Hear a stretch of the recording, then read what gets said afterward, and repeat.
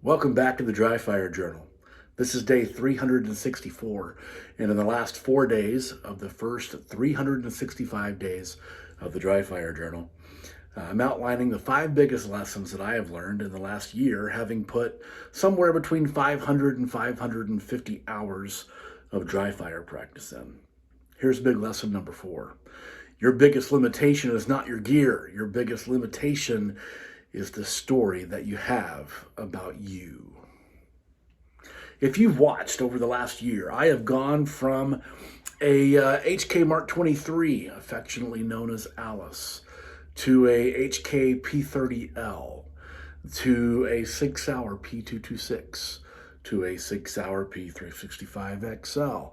I even showed up to Gabe White's Pistol Standard Solutions, really believing I was going to get a turbo pin with a 365XL with iron sights. Man, so often we can allow our gear choices to give us a boost in the area that we actually need. And the area that we actually need is the story that we tell ourselves about us. This is why so many of us, and I say us because I'm including me, this is why so many of us struggle, because we know the right thing to do, we just don't do it repeatedly. We know the right thing to do. You know the proper way for you to draw. You know the proper way for you to align your sights. You know the proper way for you to manipulate your trigger. You know the proper way for you to transition from target A to target B. But it comes time to do the thing, and we tell ourselves a negative story. And we do this out of insecurity, and insecurity is what feeds our ego. And from a place of insecurity, we tend to tell ourselves that we are somehow less capable, less valuable, less worthy of being capable than other people. And I'm not trying to be your therapist. I'm not trying to be your psychologist. I'm just trying to be a very vulnerable fellow shooter. And something that I talk about in just about every class I teach, and something I want to talk about just for a minute now, is that 5% of shooting, I believe, is fundamental knowledge and execution of those fundamentals. That's 5% of it. I think the other 95% is the story that I tell myself in my own head and in my own heart.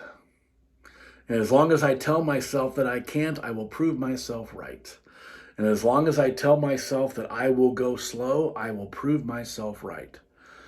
So, I believe one of the things I need to get back into, both for myself and in this Dry Fire Journal, is dealing with all the stuff that nobody else really talks about.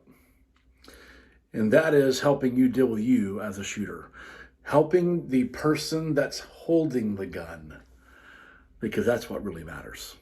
That's what really matters. You have watched me progress through all these guns, and now I'm very, very satisfied with the Springfield Operator 1911. You've seen me shoot it, and you know how much I love this thing.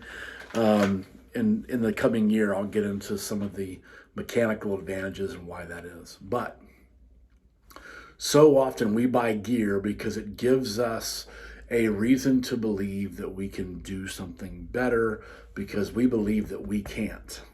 That's why I brought this up.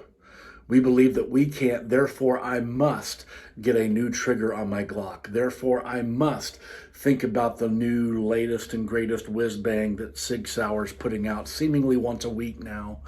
Or I need to switch to an HK, or I need to get something different. Maybe I want a high power. Maybe I need this or that. And we cycle through things trying to tell ourselves a better story. True, that's why we do it. That's why we do it. So, I invite you to really ponder this one singular question. Are you becoming the kind of person that can do the things that you have set out to do? Give that some thought, because that might not be necessarily about your shooting. That might be about the story that you tell yourself here and here.